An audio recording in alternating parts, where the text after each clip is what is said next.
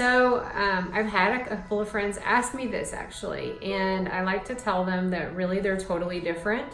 Botox is typically used, and I say typically because we can always do things outside of the box, but it's used basically from the eye area up, where fillers are typically used from that area and down.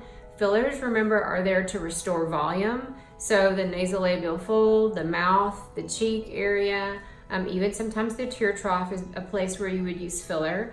Botox, on the other hand, is not going to add volume. It's actually going to relax muscles. So any muscles that you move in your forehead, in between your brow, around your eyes, if you can make an expression, we can relax that with Botox.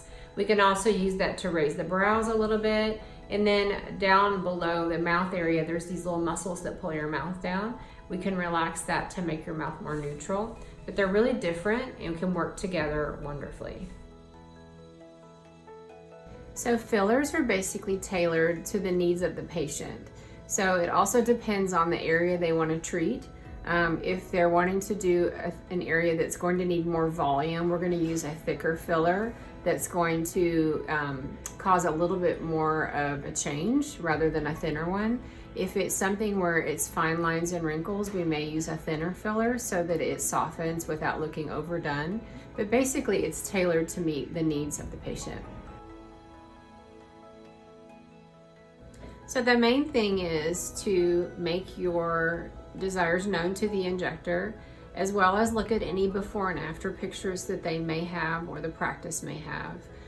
Each injector may have a different philosophy in what looks good, so it's important for you to talk and be on the same page as to what you would like the end result to be, and that would most likely be what they're going to follow to make sure that you're happy.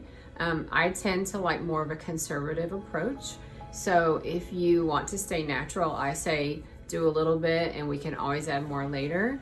But filler is one of those things where most people want to start slowly and then work up for it. Depending on the filler you get, they're going to average probably around 12 months. I like to say that if you're doing the lip area, lips, because we use them for eating, we use them for talking, expressions, that lips may not last the full 12 months. It really depends on the type of filler you get. Most fillers you get in the lips are going to be a type of hyaluronic acid filler. Some are thinner, some are thicker. However, some of the newer technologies can even last up to 18 months, depending on how, the fancy word is cross-linked. So how it's cross-linked and how it's made. I would say an average time would be about a year.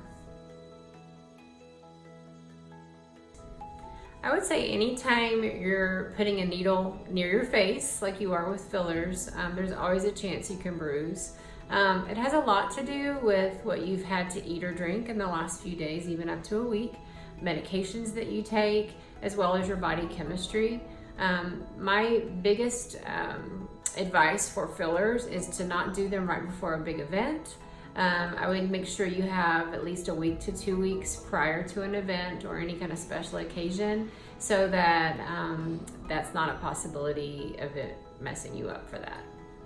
So, but bruising is always definitely a possibility. I have a lot of patients that don't, and we are super happy about that. But then there are times where they'll come back and say, yeah, I did get a little bruise, and we definitely have instructions on what to do if that happens. Most likely, yes. Again, depending on the type of filler you put in, some of the hyaluronic acid fillers that are a little bit thinner may not have as much swelling that night or the next day. But typically I tell people that the 24-hour mark is when you're going to see the most swelling, and that can actually last up to a couple of days. Typically there's not a whole lot you can do other than ice that. Hyaluronic acid in itself is almost like, I like to think of it in layman terms like a liquid sponge. So you put that in the lip, it wants to pull water from your tissues around, and it's not that you're having a reaction, it's just that it's pulling water. And then over the course of 24 to 48 hours, you'll find that swelling or the water retention in that area will go away. So what I love about filler is that it's instant. And so when we inject filler, whether it's nasolabial fold, cheek, lips, you're gonna see improvement at that moment in that day. In fact, one of the things I like to do with patients is I'll inject part of their face, and then I will show them with a mirror what it looked like before and what it looks like after, and it gives them some reassurance that what they're doing is going to really help, and they get really excited. So I like it because it's instant.